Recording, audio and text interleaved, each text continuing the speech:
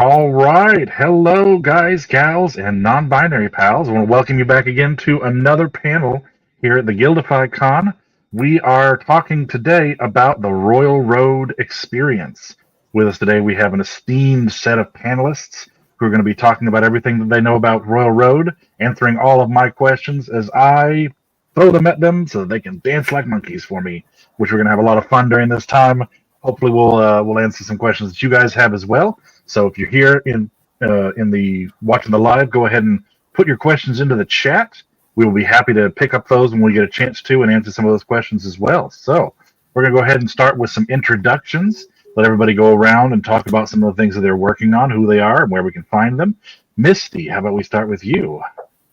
Hello, I am Mystic Neptune, and I wrote I Ran Away to Evil.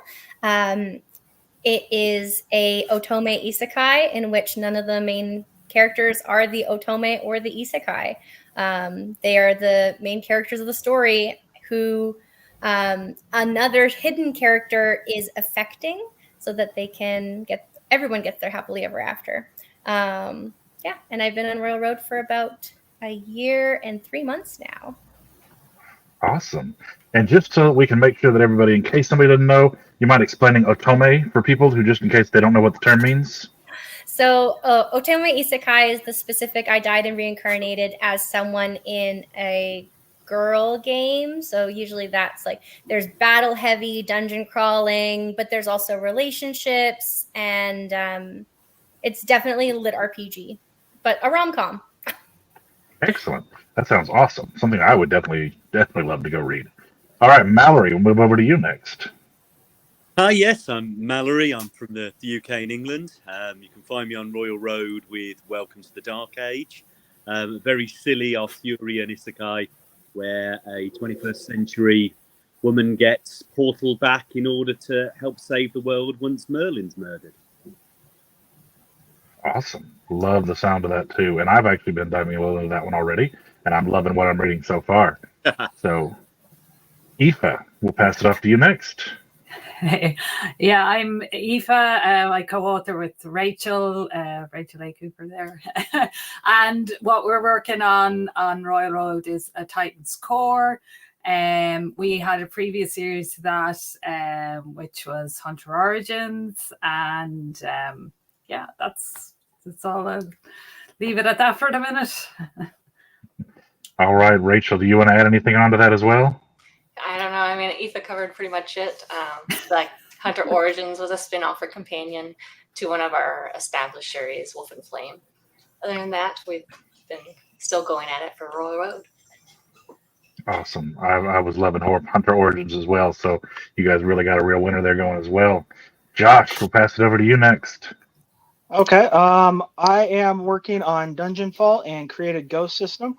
Dungeonfall I've been working on for about 1.5 to 2 years now. It is a dungeon core / cultivation story, and created Ghost System is a straight up cyberpunk story. I recently started that one about 3 months ago. I do 3 releases a week on that one, so yeah. Awesome. That sounds great. Well, today, again, we want to get into a little bit talking about the Royal Road experience specifically, all the things that go into that, what you guys' thoughts and opinions are on how to go about some of these things, maybe even a little advice for somebody who was curious about getting into the idea of writing something and posting it on Royal Road, and what kind of pitfalls or lessons you've learned from having been on there as well for quite a while. So let's just start with, what is it that made you guys decide that Royal Road was the place for you versus simply going the self-publishing route or submitting it to another publisher? Is there an advantage that you saw or a reason that really drew you to Royal Road? And I'm going to go way out of order here. And Mallory, I'm going to start with you. Yeah, I don't think there was ever really a thought that I was looking to publish, really. I never really heard Royal Road until a couple of years ago, and then was looking really just to get some feedback on my own writing. So it really just started as a really nice way, rather than my friends and family how awesome I was, just to get to hear something from people who hated me. And my God, being on Royal Road really does let you interact with people who really, really hate you. And I think that was a really useful way of sort of working out what was working and what wasn't. And I think that's been a really useful experience, really, because it makes you feel much more like you're crafting what you're doing when some of the voices who don't like very much what's happening suddenly go, do you know what? That wasn't as shit as it was before. Yes, I can completely understand that feeling. It's something that everybody ends up facing at some point in time, and they definitely don't seem to be too shy about giving you that opinion on Royal Road. Rachel, since you didn't get to do much on the introduction, let's have you go next. Yeah. We started actually as a companion series, so it was a spin-off of a series we'd already published out on Amazon, and so we hadn't really planned to put it on Amazon. But what Mallory had mentioned, like that direct, instant feedback, just taking some of it with a grain of salt, but that criticism, if you can use it to be constructive, we found that to be really helpful in bettering the story or something that the character might have said, or even just some fighting styles and things like that. I think that's one of the real key elements for there. And then kind of along with that, I'll let Aoife add to it if she would like, about the collaboration that we had going on with a couple of other writers at the time with a specific character. Oh, Yeah. Oh yeah, sorry. I'm just looking at all these comments as well. I'm like, the dog in Up. I'm just like, squirrel. Yeah. So no, it's just thank you for those lovely comments, everybody.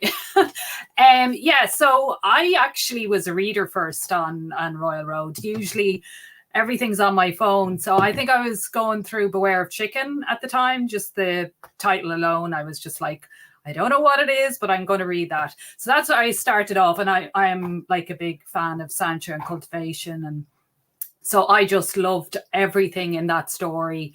Just poking fun at all the tropes. But yeah, I started to get to know more about how it basically worked, how interactive it was, like the author notes.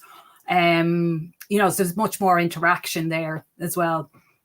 And like that, it can be a double-edged sword. But like Rachel was saying, as long as you kind of know what's useful and what's not, and what's, if you're being trolled or whatever, it definitely helps you develop a thicker skin. I trying to remember what Rachel said. Something. I was to mention characters. Was I to mention characters? Oh, was I? Yeah, saying the Portalier. So like the Portalier. Yes. Yeah.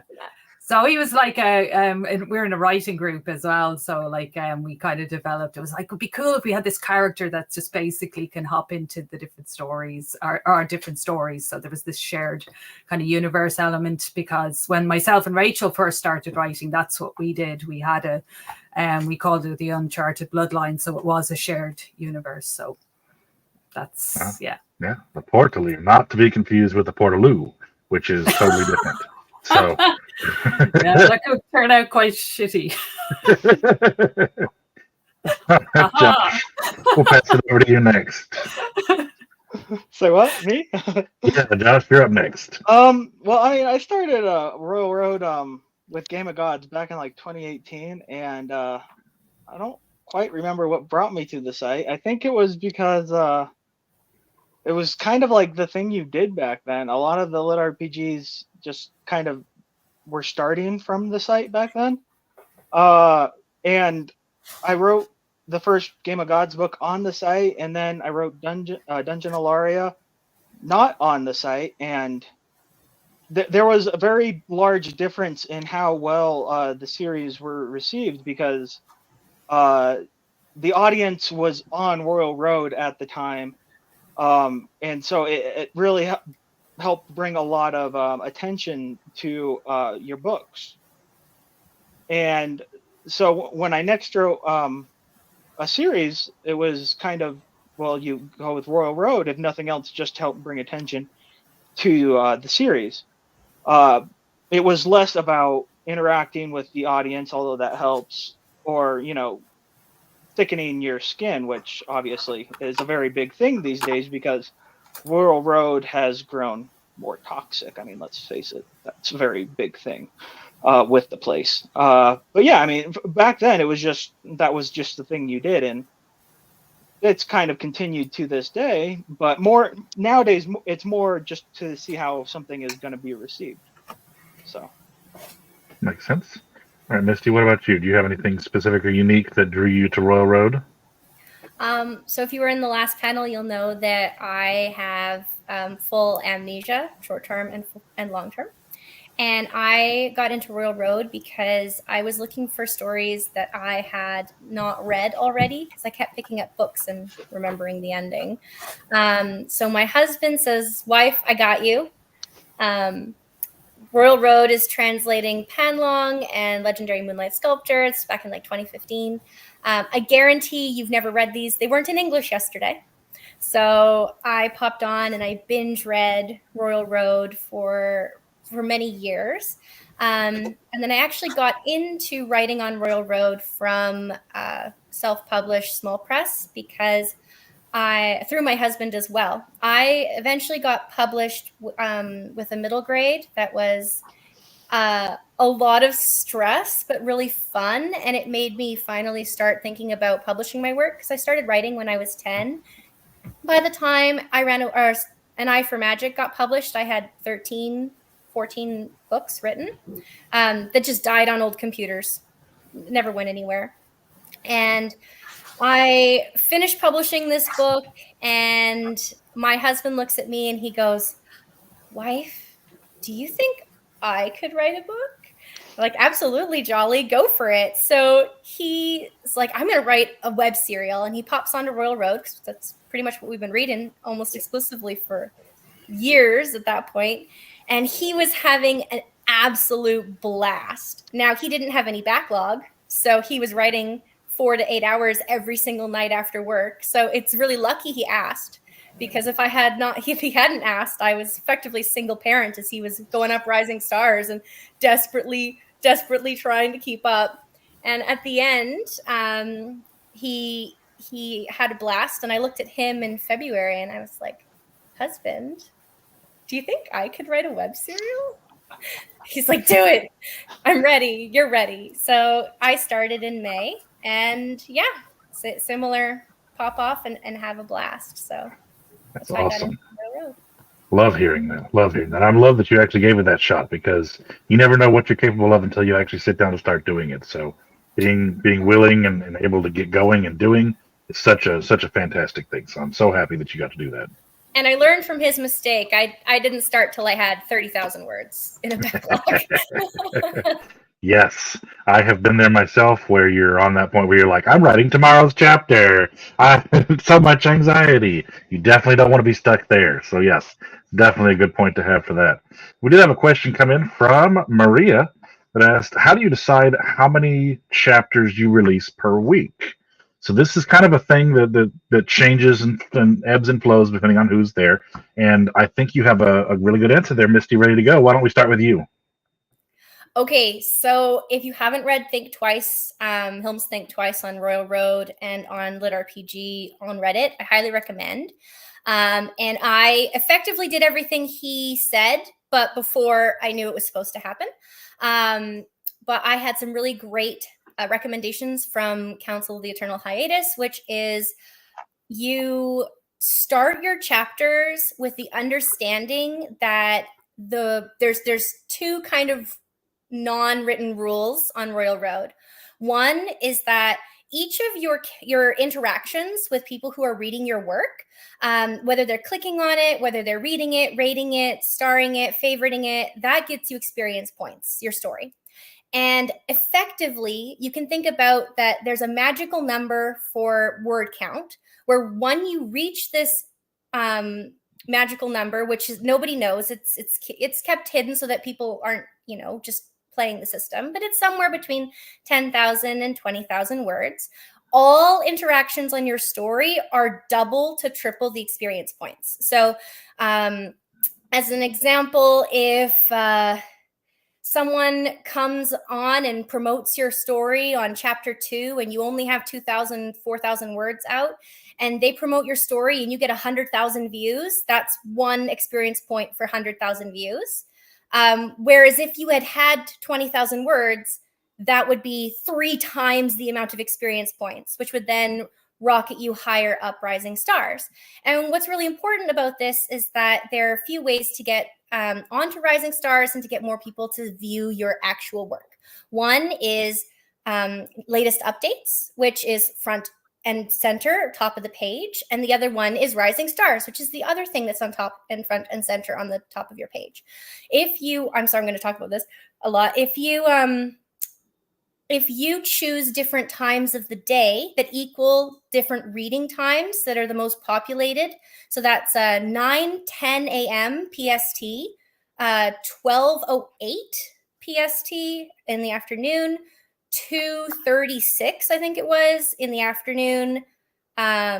There's a lag, but then if you look at, I think it's like 8 p.m. and 10 p.m. PST, around there are the highest number of views on the website. So if you're dropping your chapters at those times, you're going to have more people seeing your chapter pop up on latest updates.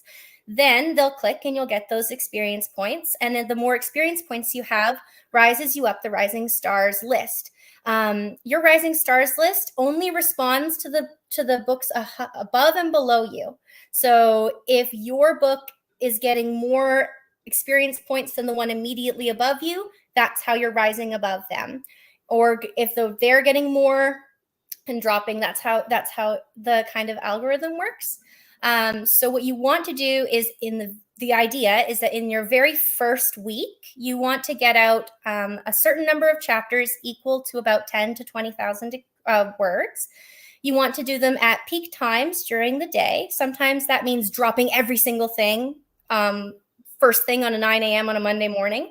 Or it could mean that you decide to pop a couple chapters here and there over the few days and then get to that ideal. And then after that, I just say, don't burn out. So from there, pick a schedule that you can actually keep to and honor so that you're making trust with your audience. So wow, that feels like an inside secret. That's like insider trading. It feels like that was a lot of great information there. I haven't done enough research to know that, so I really appreciate you letting us know all that information. Mallory, how about we ask you next? What is it that helped you set up what your schedule was? Oh my word, I don't know how to follow that really. I'm just fundamentally a really lazy person. And I need the structure of knowing that I've got to do something every day. And it really has worked out for me in that I know that if I don't get it done, there's someone's going to shout at me on there and moan at me on there. So if I make sure that I know I've got to write something every day, that's great. And then if I have a really good day and write 2 or 3 chapters, I get some backlog, and that's great because then I've got some security. And fundamentally, I think being anxious and nervous is a really good structural approach for working on Royal. Excellent. Aoife, how about you go next? Oh, you're muted still. Sorry. Yeah, so we've kind of, myself and Rachel, with the 2 different stories that we had on. The first one, we kind of went, like kind of hell for leather. We were like, we did our backlog and we went through all of that. And then we got to that point where we were doing basically, nearly, I think it got to Christmas, coming up to Christmas last year, and we were just like flat out. It was like the chapter before for the next day, every single day for about a month, just to get what we consider like the first book of Hunter Origins done. But definitely, like, we're getting involved with the shout outs, and that mostly was really good for us, and like going on some of the forums and different things like that. Like, to me, it's and again, I know this is probably well known, but like, it is like a gamified system, and it rewards your interaction. So like, the more you interact, the better, I'm probably stating the obvious here, but that's something that we noticed as well from early on. So I'm not sure. Never be worried that it's stating the obvious here. There's always going to be somebody who's going to hear your piece of advice, and it's just going to be the greatest piece of information they've ever heard. So, believe me, we're all still learning this, except maybe Misty, who clearly has got this down packed. I mean, good Lord, what kind of competition can we even have, Misty? If you know all this other stuff, I am insanely jealous from what I posted on my last one. I am serious when I say Hilm, HILM, Think Twice. It's the Think Twice author from Mark of the Krijic. He posts extensive open guides on how everything works. Highly recommend. They're all over Reddit. Yeah. That's awesome. Definitely going to be making. I definitely have already made some notes on here for where to go look later, because I'm going to be looking that up. Rachel, do you have anything you want to add to Aoife's comments? Yeah, so similar to what Misty had said about the Think Twice one, whenever we first started posting, we looked at the First to Fires post made up on, I think it might have been Royal Road Reddit, and he posted a lot of the similar information that the Think Twice guy had made it noted of. So like with our first story, Hunter Origins, we dropped 20K down in the first couple of days, and we're pushing like a chapter a day for a while. And then we slowly kind of lessened that out over time, eventually dropping to 1 week. But by doing so, we did hit on some of the sub genre rising stars. So it does work. One of those things is like the interactions, that gamified component with the shout outs and comments and things like that.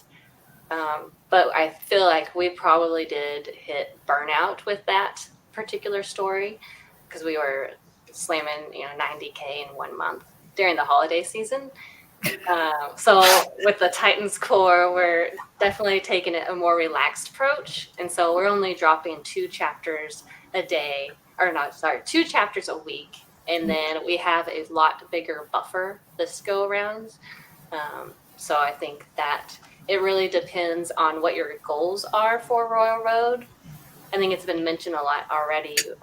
Josh mentioned it about for the genre, especially lit RPG, the fans and readers are there, so going there made sense. Yeah, not to bring out another crude 90s millennial staple here, but holy fart knockers, that was a lot of words to knock out that fast. So it was very intense. But we did it. Yeah. All right, Josh, how about you? What kind of things did you do or what kind of helped you decide what your release schedule was going to be? Okay, well, first, before I get into that, I think we all just need to agree that Misty is not allowed to talk anymore. She obviously outpaces us with knowledge, like 100-fold. I mean, holy crap. I have not done anywhere near that much research on Royal Road, okay? I just release whenever the crap I feel like it each day.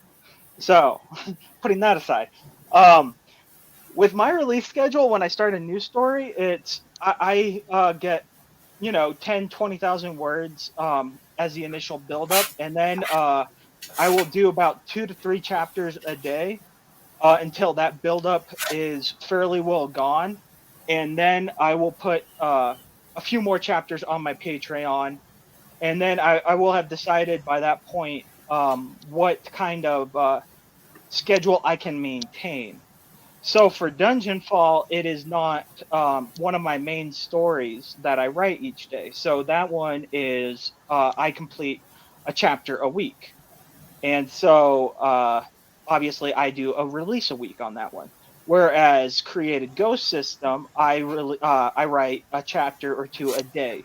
So I do 3 chapters a week on release schedule. That keeps me well ahead. Or well behind rather, on Royal Road of what I'm actually producing in case something actually happens in life, So right now, I think Royal Road is only on chapter 36 or something like that, since I started it 3 months ago. I've written up to chapter 120. I don't know. I'd have to check, but I mean, I'm well into book 2 on that series. So I mean, it just depends on what I can actually maintain writing schedule wise. for what my release schedule is. So that's how I do it. Very I cool. mean, obviously, I'm not putting as much thought into it as her. So. Hey, to each their own in their style. If you are happy with the way that you're going, I think that's really what matters at the end of this. Of course, we all want to reach success, so doing the research on that is obviously the best way to go. But at the same time, we need to make sure that we're maintaining a pace that's something that you don't burn out on. That's like the biggest thing to do, is making sure that you don't burn out on what your release schedule is for those. I know that I've talked to many people who have said, "Oh, I'm almost behind," or "I suddenly lost my schedule," or whatever, and I feel like I'm losing readers.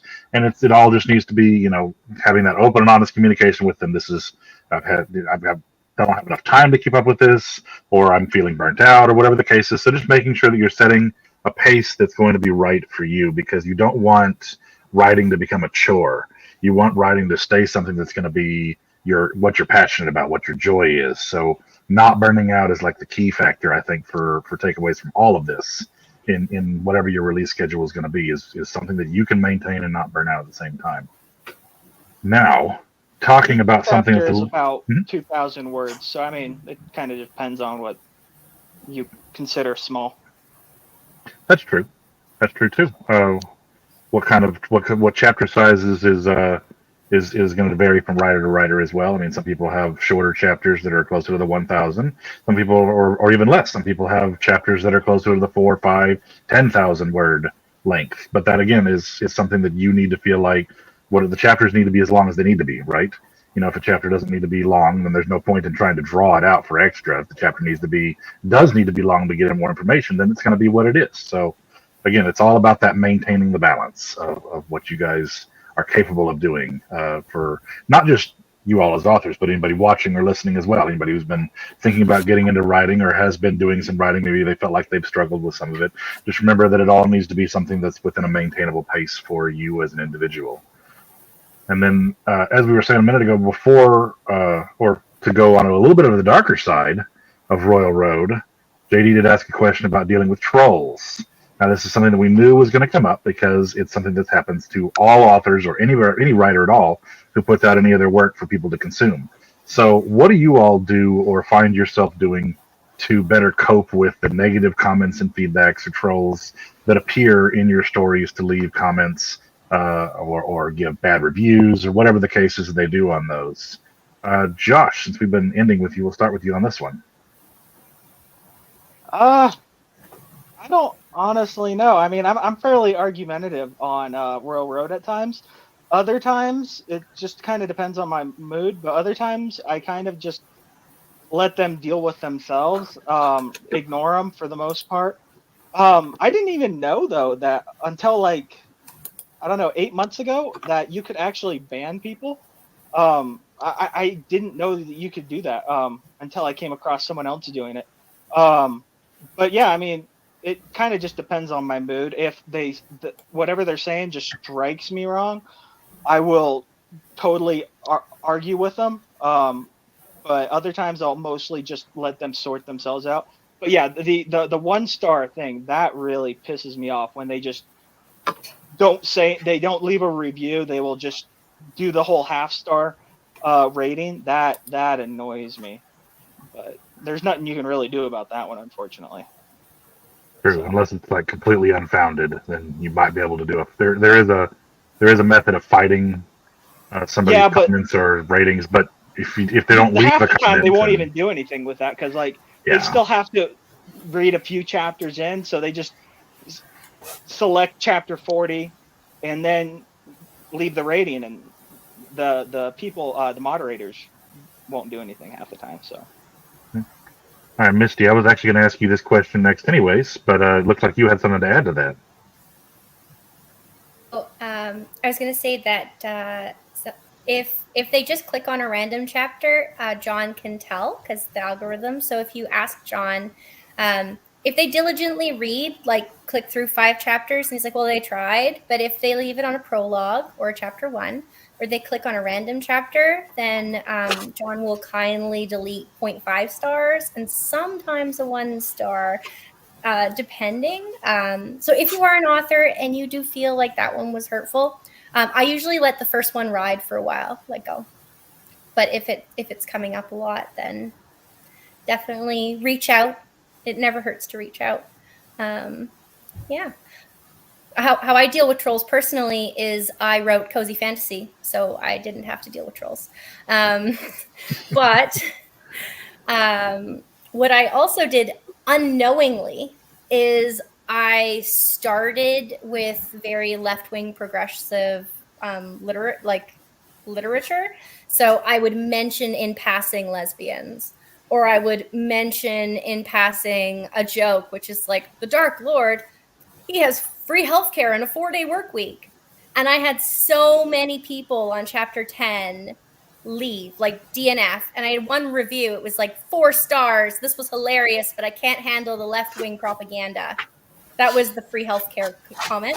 But that what surprised me, I didn't realize this was going to happen, but because so many people DNF'd on free healthcare, which is such a gentle left-wing ideal, and I'm Canadian, so it's not even left-wing, it's just normal.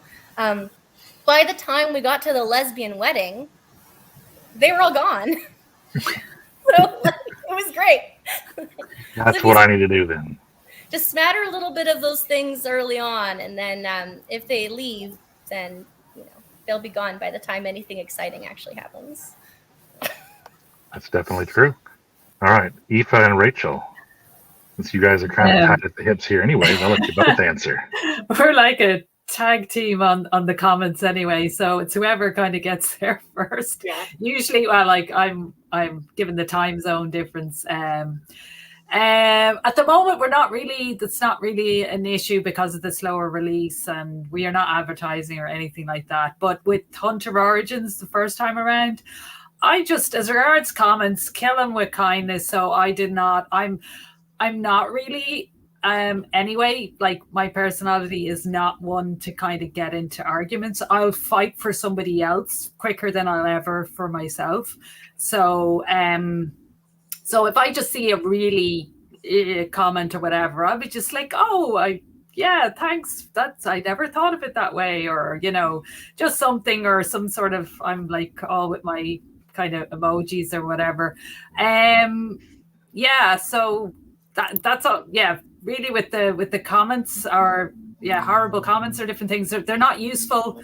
And if it's a flyby rating, I just just don't. There's nothing useful there. And I would agree. Yeah, I like it makes such a difference when you see where the rating actually landed, and that's the thing as well. If you pay for the analytics on Royal Road, you can see all of that, if I have that right. Yeah, the premium version, you can see all that. Which, if it was a specific chapter it landed on, whether it was the one that just released or if it was one of the beginning ones.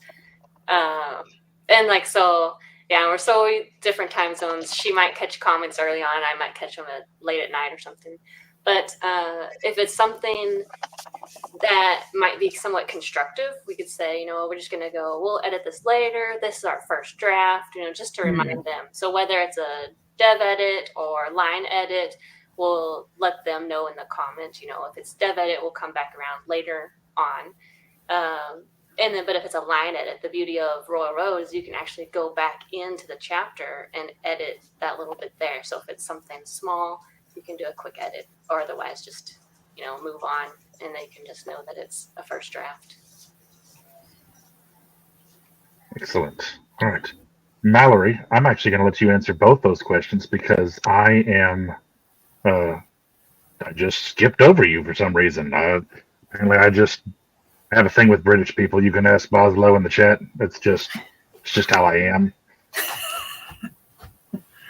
Excellent. Nice trolling. No, I think I'm a teacher in the UK, so I don't think there's any trolling that you come across on Royal Road that gets close to trying to teach Romeo and Juliet to 17-year-olds at 3:00 on a Friday, really. So just having that as your background level of abuse that you take, I think trolling on Royal Road's actually not too terrible. I think what Aoife says is spot on. You kill people with kindness. I think there's nothing more irritating to someone who's trying to get under your skin than just being really, really polite back to them. I think that's really good way forward. And someone else has just mentioned there that I think any comments you get at all are good for your theory. So a really nice, polite discussion with someone trying to upset you is a pretty decent way of getting some notice on your story. But you just can't let it get to you, can you? I think, although if you're a writer, you probably are somebody that deep down is going to feel a lot of pain when someone says they don't like something you love. I think you just have to saddle up and make sure that it doesn't get you down, because it's the easiest way to stop writing is just to take anything that some random person at the end of a keyboard says to you to heart. Very true. Very true. It's definitely hard because, you know, as authors, I'm sure I feel like this is something that I can actually speak for everybody for, that every one of us has felt that imposter syndrome of we're just not good enough. Why are people reading this? What's going on with this? And at least everybody that I've talked to has felt that way and asked the question before, is that you just feel like that. And then you have somebody come in and just take a giant shit on your work that you've been putting all this time and effort into. It's hard not to take that to heart, but at the same time, it's bound to happen somewhere. You're putting yourself out there, and the world is full of trolls. The world is full of people who just want to make you feel bad because they felt bad, or whatever the case was. And it's hard to get over, but it's a vital part of getting your work out there, to learn to deal with those negative comments so that you can focus on the good comments, because there's going to be more good comments than bad comments. It's just at least that's the way that I found it to be so far, is that there's usually more good than bad, and focusing on just the good is the way to keep going with that positive. So Mallory, since we did accidentally skip you, or purposefully, you know, depending on how I felt at that moment, do you have any advice on your release schedule? What did you decide? What made you decide on your particular release schedule? Obviously, my answer was so thrilling and memorable, you totally forgot that I gave one. I'll not take. So I'm being told in the background that I skipped you, and maybe it was so forgettable that even other people forgot it. So I apologize completely then. Nightmares about being forgotten, so that's great. I'm not going to sleep tonight now. Thanks for that one. All right, so we had another question come in here, and I've lost it in my chat. There it is, from Kyle. When do you decide to stop posting on Royal Road and put it out as a completed novel instead? Noticed that a lot of Royal Road authors prefer to just stick with Royal Road instead of publishing the physical version. And that will refer to some of the people who just do the web serials and posting on Patreon as well to get some of the income from that for their time to go forward. But what is it that makes you decide to stop and move on to the other item? Misty, let's start with you.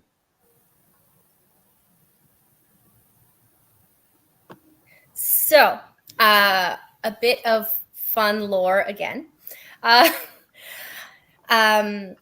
If you manage to get onto Rising Stars, and if you manage to get a decent enough following, that there are 10 publishers in the lit RPG genre that work straight out of Royal Road. That's like Legion and Tantor and Podium and Portal and Sound Booth Theater and Timeless Wind and Shadow Alley and Mountaindale Press. And there's 2 more. Please don't hate me. Anyway, if you get 2,000 followers, it's like a nice number. 3,000 or plus is like an extra nice number. You can almost guarantee that if you reach out to publish, you can get an audiobook deal. And one of the things was really nice about our genre is that you don't have to sign away all of your rights. A lot of the big traditional publishers will be like, we want all your rights, we want them all now. Whereas a lot of the publishers in our genre are verified. We all work together as a team. We all know each other. And the royalty rates for lit RPG range between 30 and 75%, depending on who you go with. Royal Guard, that's the person I forgot. Love you guys. Sorry, Jess. And if you decide that you want to have an audiobook, that is, if you haven't been reached out by a publisher, but you want to have an audiobook, a really great thing is that's, I think, one of the big reasons why people stub or take their books down from Royal Road and then publish it. Amazon KU has that exclusivity clause, which means only 10% of your original novel. So out of 100,000 words, 10,000, 5 chapters can stay up. But if you want to publish your rights in KU, or if you want to publish in paperback, any of those, you'll have to stub. Where a lot of people get the choice is going, I think, for that audiobook, because having an audiobook is just amazing. And so many of people in our genre read audiobooks. They're waiting for the audiobooks. And I know a lot of people, when I stubbed book 2 last week, I just gave the Royal Road version away to anyone who messaged me. It's like, you want book 2 that I put up on Royal Road? I'll send you a PDF. I don't mind. So I do think that there is that dynamic and choice. So anyway. Excellent. Mallory, so that I do not skip you this time. It's tricky, isn't it? I think I was really lucky. I'd only really written this. I'd only really got through about book 1.5 of what I wanted to be as a trilogy. And I didn't really know what I was supposed to do with it, really. And people said, well, you need to reach out to one of the publishers that Misty mentioned there. But I sent it to Legion. And I was utterly baffled by the idea that they came back to me and said, yes, this is something we want. We want 3 of them. And come back to us when you've got 3 done. So I think I don't think that's an approach I'd recommend to people. Just randomly pick someone and fire it out to them before you've really thought about what you've done. And I've been really, really lucky. The Legion have been brilliant, and that they've been really careful. I think, knowing that I've clearly got no idea what I'm doing and don't understand how any part of this works, is that I've been really looked after. And from what I hear, a lot of people within in this particular genre do that. And I think that's what I'd encourage everyone on Royal Road is really to do a little bit of research. I think Misty's been a really good example of why research is crucial to nail it on here. But do your research and then find someone that will really look after you if you decide you want to turn it into a book. But no, I think it's weird to think people want to read your stuff, isn't it? And I think anything that keeps you getting that sort of dopamine hit from, oh, people do like this stuff, can't be bad. Definitely. I was in a similar boat where I did the same thing. I sent it over to Legion and was like, I want you to read this. So, there's nothing wrong with doing that either. If you get to a point where you're like, I'm happy with this, the worst they can say is no, right? And most of the publishers are really nice about, hey, here's some advice we'd like to give you on things that would be more likely to be published. And they're legitimately just looking to give you advice, especially the ones that are lit RPG specific publishers are more than happy to usually at least give you a little bit of advice on something that's going to sell well and be a published book. So absolutely nothing wrong with sending those that way. Josh, let's ask you that same question next. For me, when I write a series, I'm more used to writing novels. So even with the web novels, I always have each book, the ending in mind for each book. So it's still structured as a proper book for the most part. So like with Dungeon Fall, I still knew the ending for book 1, for book 2, for book 3. So it's not necessarily when I'm going to pull off the series, but I do know when each book is going to end. For those sections at least. For like Dungeon Fall, I'm probably going to pull off or stub it rather when I start am about halfway through book 3 on Royal Road, because by that point I will have been able to rewrite all of book 1, and that's my process. I rewrite the books fairly heavily. I kind of lost my train of thought. That happens a lot. But yeah, I do a fair bit of rewrites for each of my books before I publish them. So it's really a matter of where I am in the series and how long it actually takes me to do the rewrites before I actually stub them. It's not a matter of where I am past it, I guess you could say. since I know where each book is going to end. Sorry, that got a little rambly. But No, I've actually followed that quite well. And believe me, I totally understand where was I? What was I talking about? That happens to me about every 10 minutes. So, because the ADHD is strong here. Trust So. me, it is. All right, Rachel and Aoife, let's give you guys a chance at that one too. Yeah. So I guess I'd agree with Misty. Like, one of the things is expansion. So you only have so many Royal Road readers, but you have even more platforms to expand to. So whether that's through Amazon or even Kindle Unlimited readers, then you also you can go through the publishers when you want to kind of publish officially, or you can even do the self-publishing route still. So I think both are good options. Excellent. Aoife, you want to add anything to that? I agree with everything Rachel said. Smart I've got to partner. blame it on the fact that it's 9:45 and I'm like, my brain is just going. It's like going in one ear and out the other. I'm like, What was the question? I was going to joke and go, what was the question? But I was happy that Rachel started talking. So I barely remembered it. So very smart answer. If I had a nickel for every time I said that to my wife, it's like the blanket answer for anytime I forget out of trouble. All right. We had another question coming from Boslow. It was, what are your do's and don'ts from Royal Road? So anything specific that you would say, especially I think is kind of interesting to think about what kind of mistakes that you might have made and learned from in the past. Anything that you'd like to share advice-wise as do's and don'ts for being on Royal Road. And Misty, I'll go ahead and start back with you again. Okay, so do's and don'ts.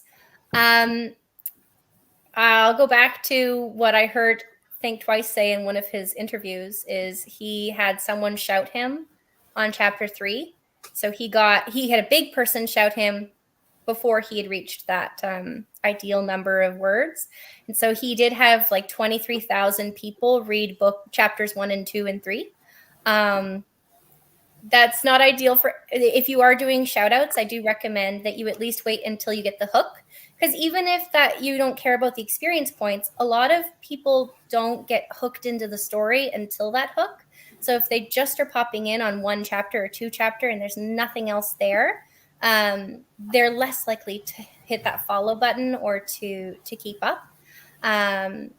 My do's and don'ts are, don't forget that you have to pull your books off Amazon, pull your books off Royal Road 2 to 3 weeks before your Amazon launch. That's another one. My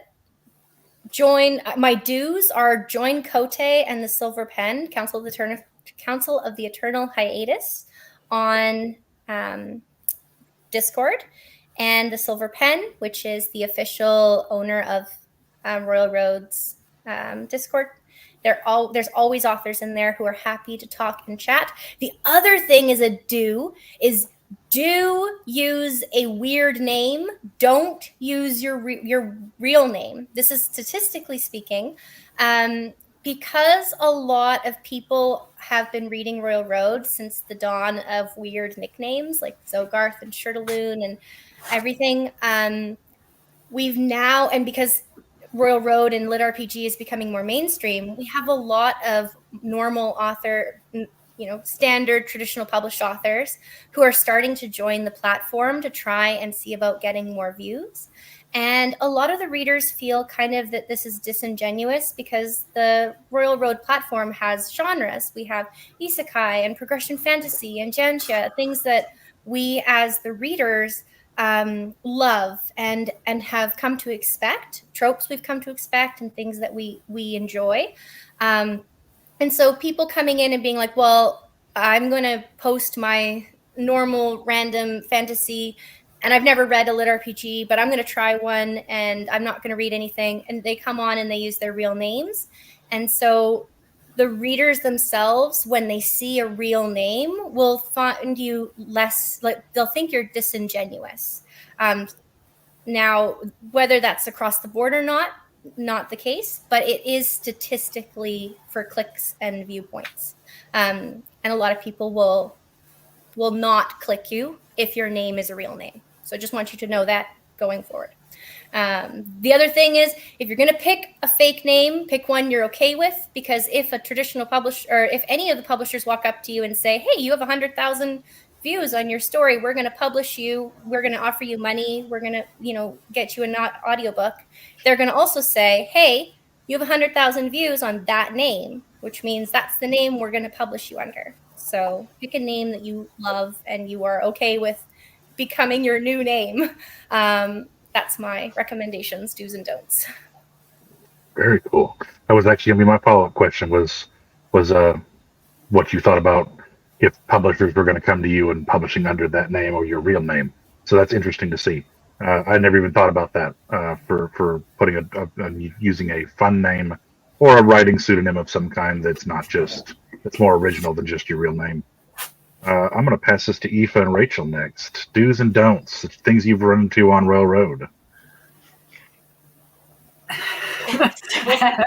Silence. And the don'ts. I did have one and it's gone, but the other one about, just like if you get into the whole, don't get too bogged down in like checking your stats all of the time. And I know the one I was going to mention with your scheduling, like of writing, the buffer, if you can have the buffer, it depends on your personality and how you like, whether you work well under pressure or not. But long term, trying to, if you've set a high level of chapters to come out each week and you don't have a big buffer, like life happens, you can set yourself up for a lot of pressure over a long period of time. And that's a big don't in my book.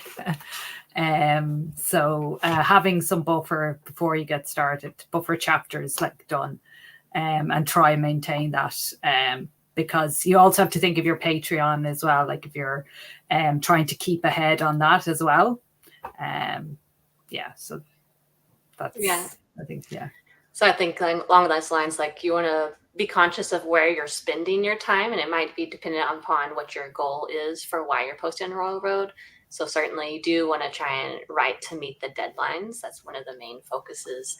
But, if you're don't want to stress yourself out sometimes, like if you're trying to focus on marketing that your fiction or the engagement aspect of that. I do think that going in, I mentioned Patreon, so having things set up before you start posting besides the buffer, but set up your Patreon account, set up a newsletter if you have one, a website, any kind of like Discord, and even just prepping the story page, like have your blurb set, have those expectation lists for story elements, the tropes or what to expect or not to expect, and even a posting schedule of like, you can expect two chapters a week or, one chapter every day, etc., like that. And even like, you've probably heard us talk about shout outs as something that can be used. So there's a shout out code generator that you can use whenever you're trading shout outs. Awesome. Some excellent advice. Mallory, how about you? Do's and don'ts. I think the key thing I've learned really feeds into what Eva and Rachel have just said, which is, I think once you make a pact with your reader about when the chapters are going to arrive or how long your chapters are going to be, it's really important that you're going to be able to keep to that. I think if you set out and you're going to be doing a chapter a day and then very, very quickly it's a chapter a week, your readers aren't going to trust that you're going to be able to deliver on what you're saying you're going to do. Likewise, if you're doing 4,000 word chapters until life gets hard and you start doing 500 word ones just to keep to your schedule, you're starting to break away from that trust that we're all trying to build really with our readers. So I think the advice that you've heard there is brilliant. I think just do what you say you're going to do and make sure what you say you're going to do is something that's realistic for you. I think everything people have said there has been really helpful. Awesome. Josh, do's and don'ts from you? Well, I was gonna cover expectations, but I mean Mallory already did that one. I mean that goes back in line with what I said earlier, with write and post with what you can actually do each week. But I mean, so this is something I do all the time, even though it's a bad habit. It is slow starts with um, created Ghost System. I started off that book with a 5 chapter short story prologue. I mean, it was needed to build up the background, the world, but it was still a fairly slow build up for the actual story. And then once the actual story starts, it's right into the action. But those first 5 chapters or whatever are fairly slow. But I mean, bad habit, but I'm gonna own it just because I have fairly slow starts in my worlds and stories. But yeah, it's not something you want to do. So don't be like me on that one. And then young adult stories, specifically aimed at young characters, they just don't generally do well. I had another series on there, Portals of Albion. The main character, I think, in that one is 15, maybe 13 or 15. I don't remember. And that series, it did decently, but it didn't really take off because it was just too young for Royal Road. 17, 18, those generally do fairly well, but it was too young for Royal Road. Most of the readers aren't on there for that one. They don't associate with characters that young. Yeah, so everything else everybody already covered. So. Yeah, no, that's great. That's great advice as well. All right, guys. Well, I want to give you one more chance now that we're near the end of our time to do one more little plug in here. Selfless plugs. I demand selfless plugs here. Make sure that you talk exclusively about your stuff and plug your things in here because this is your chance to do that. So we're gonna go around again. Tell everybody what you're working on, what you have out there, and where to find you. Misty, we'll start with you. Hey, again, I'm Mystic Neptune. I wrote I Ran Away to Evil. Book 2 comes out on November the 12th. Yeah, I know. It is, book 1 is out on Amazon, and you can buy it in bookstores as well. It went wide. And on Royal Road, I have book 3 up. I'm just under halfway through book 3.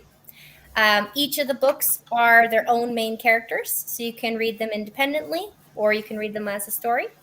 And you can also find me at www. You have to use that because my thing is broken. www.lazydragonbooks.com, where my husband Jolly and I have our books, as well as a bunch of just recommendations for cozy fantasy and lit RPG books. Awesome. Thanks, Misty. Mallory, we'll have you go next. Yeah, find me on Royal Road. The whole trilogy of Welcome to the Dark Age has completed there. It's coming to Audible and publishing probably early next year. I've got a couple of other silly things on there as well. So if you like sort of silly British comedy, I'm your place. Awesome. Aoife and Rachel, since you guys are kind of in this together, I'll let you go at the same time. I'm Aoife Y, and I co-author with Rachel. I don't know which one. We've written A Titan's Core. It's on Royal Road at the moment. I think Rachel, she is the organizer, has got links and sent them on. Yes, there it is. We have, yeah. So our website, you can access where other works are. The Hunter Origins is under a different handle, and then up on Amazon. But you can also find us on Twitch. We do live streams every Tuesday, Thursday. Catch us on Discord, Facebook. Yeah. Awesome. All right, Josh, let's get your shameless plug in here. Yeah, I've been writing Dungeonfall and created Ghost System. You can find them on Amazon and Royal Road. The links, hopefully, they're being shown to you. But my mind just blanked again. Yeah, they've been going for a while. Dungeon Fall is Dungeon Core, and Created Ghost System is Cyberpunk. So hopefully, a couple of you will find them interesting and check them out. Awesome. Well, guys, I think it's just about time for what we have today. So I want to thank you all for coming here and being a part of this. Each one of you has been so gracious to give us your time and come to talk to the fans. I know that they really appreciate it as well, getting to answer questions and go over some of this stuff. If you out there have been considering going up on Royal Road, there's nothing to stop you at this point. There's nothing in your way except yourself. So make sure that you get out there and give us everything a chance. So we're going to go ahead and stop with our awkward wave time here, unless Geneva's not going to cut us off in time. So awkward wave.